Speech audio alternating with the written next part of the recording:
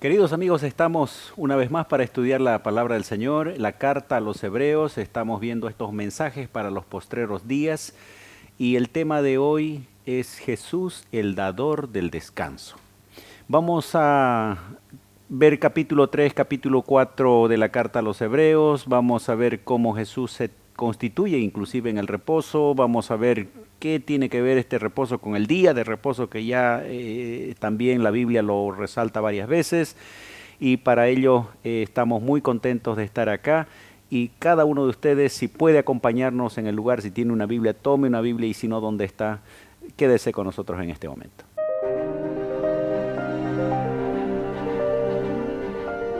Axiomas, más allá de la evidencia.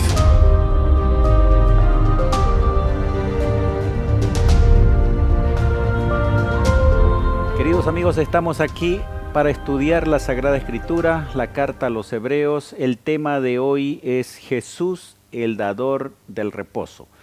Para esta conversación tenemos a dos amigos, dos pastores. Querido Saúl, bienvenido a este momento de estudio de la Biblia. Muchísimas gracias, pastor. Una semana más pudiendo estudiar la Biblia y sin duda alguna recibiendo las bendiciones de Dios. Así es. Igualmente está con nosotros Marcelo. Bienvenido a este momento de estudio. Y luego del saludo, por favor, guíanos en oración. Ya, pastor, muchas gracias por la invitación. Hebreos es un libro muy importante. Será un gusto poder compartir estos momentos. Ya, vamos a orar. Padre nuestro que estás en los cielos, vamos a abrir tu palabra.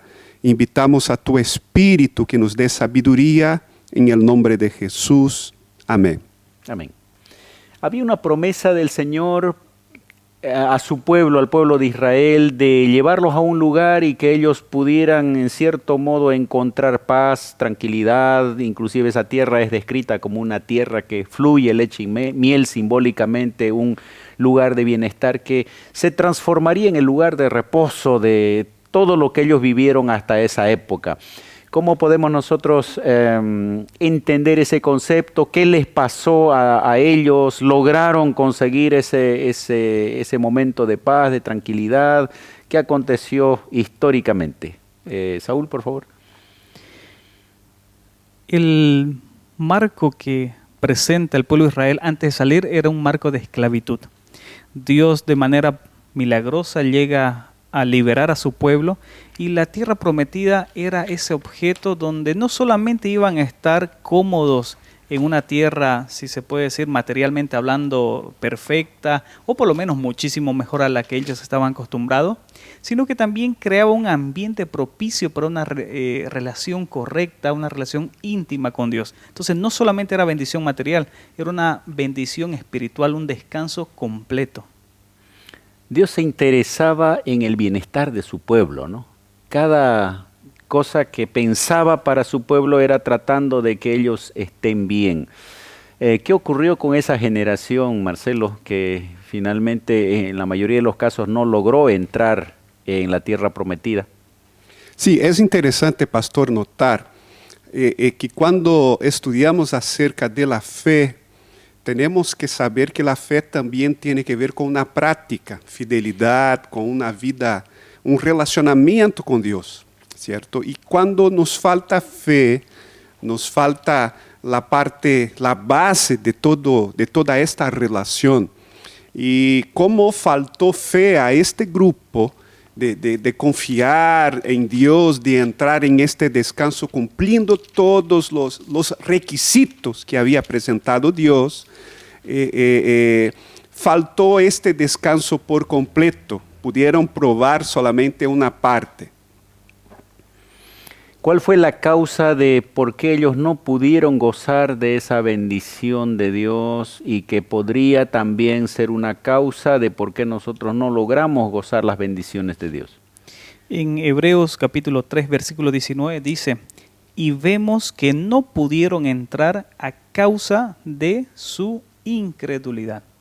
Y se dice que es la generación del desierto que vio tantos milagros, el maná, las plagas, cruzar el mar rojo y ver destruido al ejército enemigo.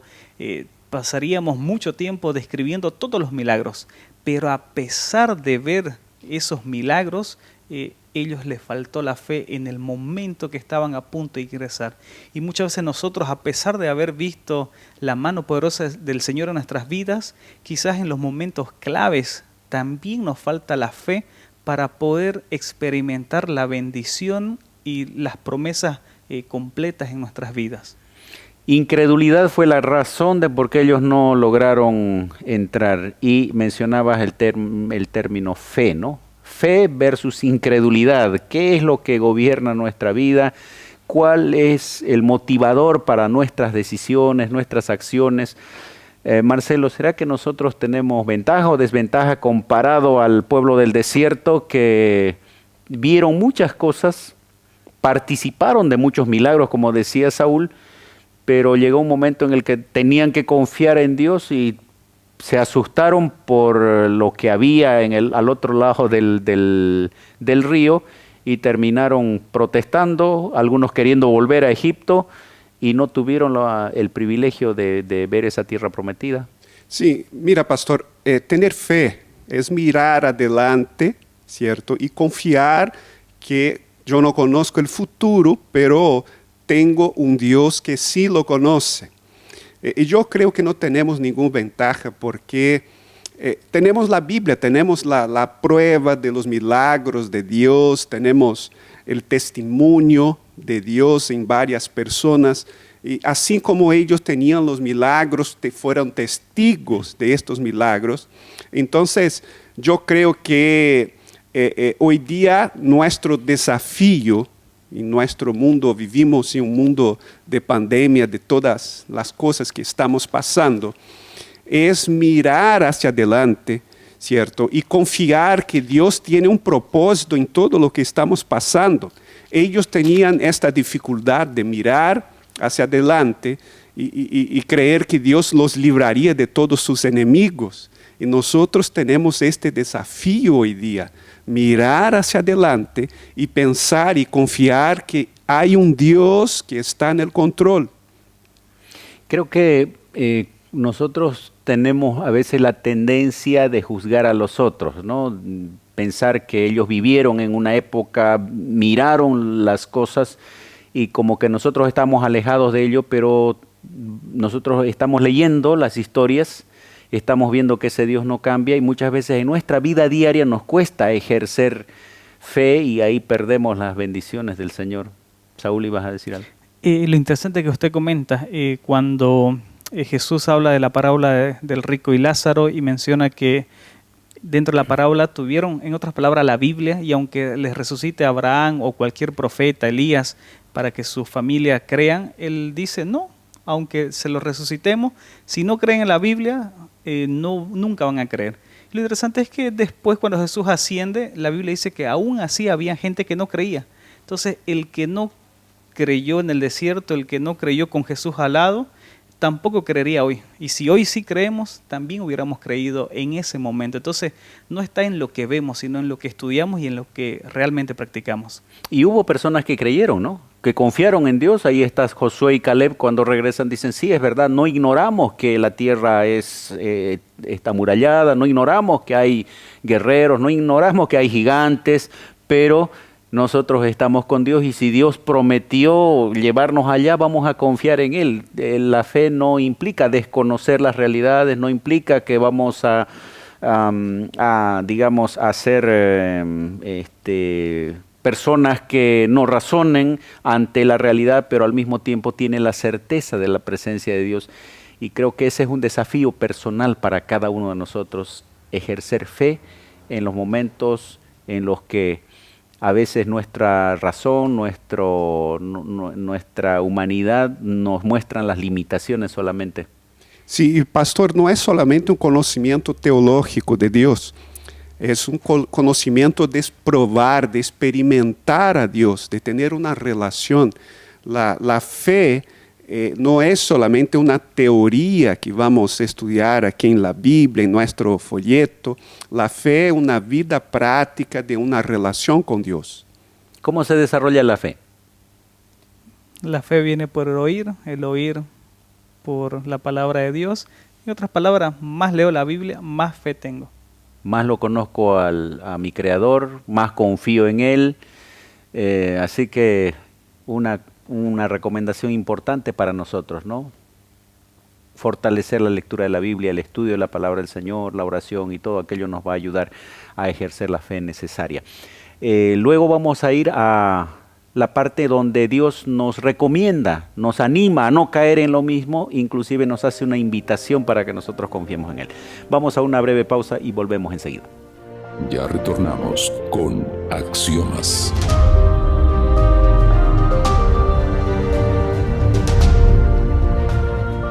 El pueblo del desierto no alcanzó a llegar a la tierra prometida, en la mayoría de los casos, no solamente Josué y Caleb y la nueva generación. Y es posible que también muchos de los que ahora se están preparando para entrar a la nueva tierra también tengan esa dificultad. Por eso Pablo se encarga de mostrarnos cuáles fueron las causas de por qué este pueblo no entró. Y luego Dios hace una invitación especial a través del libro de los Hebreos. ¿Cuál es esa invitación, Saúl? Es así. Quizás en el capítulo 3 y en el capítulo 4, una de las palabras que más se repite es hoy. Por ejemplo, en el capítulo 4, versículo 7, si oyereis hoy su voz, no endurezcáis vuestros corazones. Y de esa manera es algo repetitivo. Hoy, hoy, hoy. Escuchamos la voz de hoy, la voz de Dios hoy. Entonces la decisión hacia Él también tiene que ser hoy. ¿Qué significa hoy? Aunque hoy es claro, pero ¿qué significa hoy, Marcelo? Sí, pastor, mira, cuando Pablo habla acerca de salvación, Pablo explica de la importancia del presente, porque a veces estamos aferrados en el pasado y perdimos la oportunidad de probar la bendición de Dios. Entonces, el presente es algo muy importante cuando tratamos el tema de nuestra salvación, de nuestra vida con Dios. ¿Cuántas personas piensan, no? Dice, bueno, yo entiendo, conozco que debo acercarme a Dios, conozco que debo entregar mi vida al Señor, quisiera vivir, pero lo voy a hacer mañana. Mañana en el futuro, cuando termine de estudiar, cuando tenga mi profesión, cuando forme mi familia, cuando me jubile, etcétera, etcétera. Y ese hoy quiere decir, este es el momento, ahora. Y creo que esa invitación, querido amigo, querida amiga, es también para nosotros. Aquellos que asisten a la iglesia, los que no asisten, la decisión la tomamos cada instante, en el momento. Y esa es una invitación permanente en el libro de Hebreos. Luego se enfatiza también el aspecto del reposo. Y ahí vamos a entrar cómo este reposo implica a Jesús, cómo este reposo tiene relación con el día de reposo y enfoca hacia el futuro. ¿Quién de ustedes quiere ayudarnos en esto? Marcelo. Sí, pastor, mira, cuando Dios hizo su pacto con David, hizo una promesa, está en 2 de Samuel capítulo 7, versículo 11, y a ti te haré descansar de todos tus enemigos. Era la promesa para David. Y qué interesante, porque estudiamos en Hebreos capítulo 1, capítulo 2, acerca de la entronización de Jesús. Y ahora vamos a ver qué pasa con esta entronización. Jesús es rey y ahora nos puede dar descanso como ha prometido a David. Ese es un elemento interesante, cómo se va conectando el Antiguo Testamento con el Nuevo. No es que Dios olvidó aquello, pero a través de Jesús se iría cumpliendo eso. Dice acá, versículo 9, 4:9, Hebreos, por tanto, queda un reposo para el pueblo de Dios. ¿Cuál es ese reposo, Saúl? Es muy interesante porque algunos limitan el entrar en el reposo, porque por ejemplo el versículo 11 dice del capítulo 4, procuremos pues entrar en aquel reposo, para que ninguno caiga en semejante ejemplo de desobediencia. Entonces, alguien quizás puede limitar el reposo a simplemente guardar el cuarto mandamiento, que sería el sábado, un reposo de 24 horas.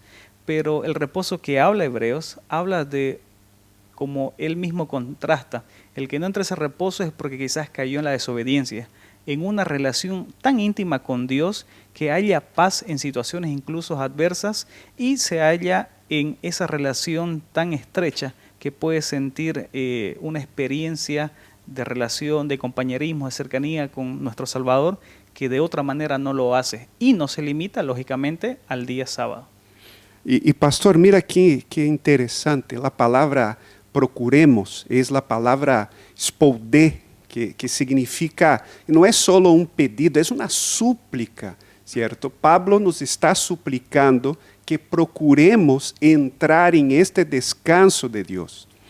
Ese descanso apunta al descanso final que va a ser completo cuando nosotros estemos en comunión, en armonía con Él ya por la eternidad.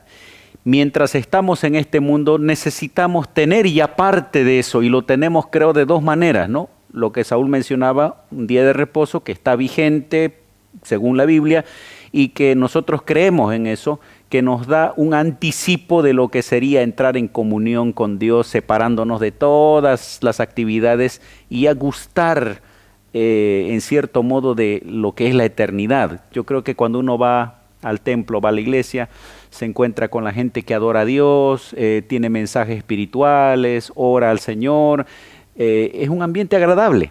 Y eso representa ese reposo que Dios nos va a dar. Y por otro lado, la presencia de Jesús en nuestras vidas, Saúl mencionaba, ¿no? Enfrentar las mismas situaciones de la vida, pero ya con una confianza de que Dios está al lado nuestro. ¿Cuál es el papel? Bueno, ya lo mencionamos en cierto modo, pero de el día de reposo ahora para ayudarnos a entender ese reposo futuro. Cuando hablamos de reposo, es interesante que Dios hace todo perfecto, reposo. Permite que su pueblo tenga las casas y las condiciones, menciona recién el templo y el reposo. Y también este reposo del sábado semanal, ese es un anticipo de lo que nosotros queremos y deseamos y que Dios quiere experimentar con sus hijos.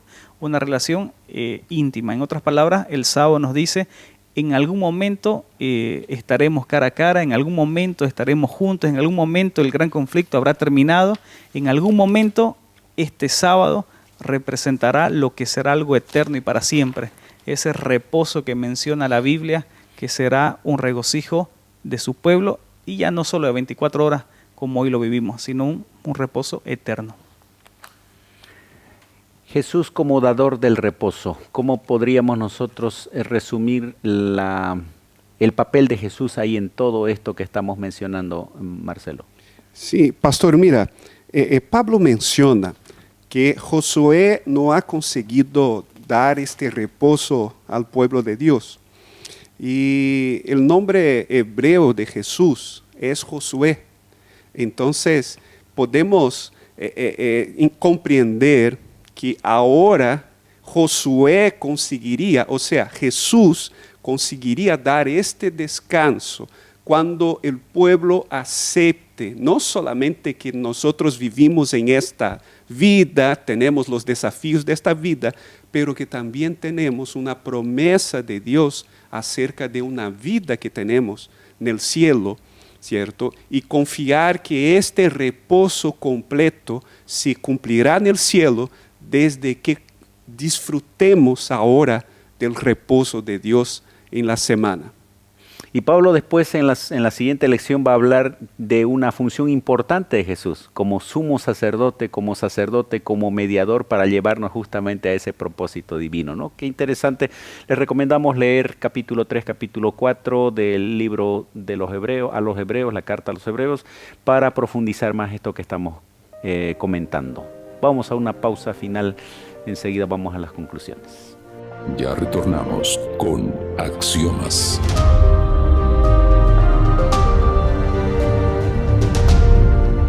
El reposo. Jesús como dador del reposo. Este fue el tema que nos estuvo tomando el tiempo en este momento. Quiero agradecer a los dos colegas, dos amigos que han estado con nosotros hoy. Gracias, Saúl, y tienes unos instantes, por favor, para concluir. Claro que sí, en el camino a Cristo hay una frase que dice, una vida en Cristo es una vía de reposo. Puede no haber éxtasis de sentimientos, pero habrá una confianza permanente y apacible. Tu esperanza no está en ti, está en Cristo. Tu debilidad está unida a su fortaleza. Que Dios nos ayude a tener esa clase de reposo. Amén, gracias. E igualmente, Marcelo, muchas gracias por estar en este momento y también unos instantes para la conclusión. Ya, gracias, pastor. Éxodo, capítulo 33, 14. Mi presencia irá contigo y te daré descanso. Podemos descansar en Jesús. Hebreos habla que ahora, después de escuchar los profetas, Dios nos habla por medio de su Hijo. Y el mensaje de Jesús es un mensaje de confianza, de descansar en Dios. Jesús dijo literalmente, Mateo 11:28, venid a mí todos los trabajados y cansados y yo os haré descansar. Podemos encontrar descanso, reposo en Jesús y podemos prepararnos para alcanzar ese reposo permanente y eterno en su presencia en la tierra nueva. Que el Señor te dé la oportunidad de conocerlo más, de aceptarlo a Él y poder encontrar paz y reposo en Él.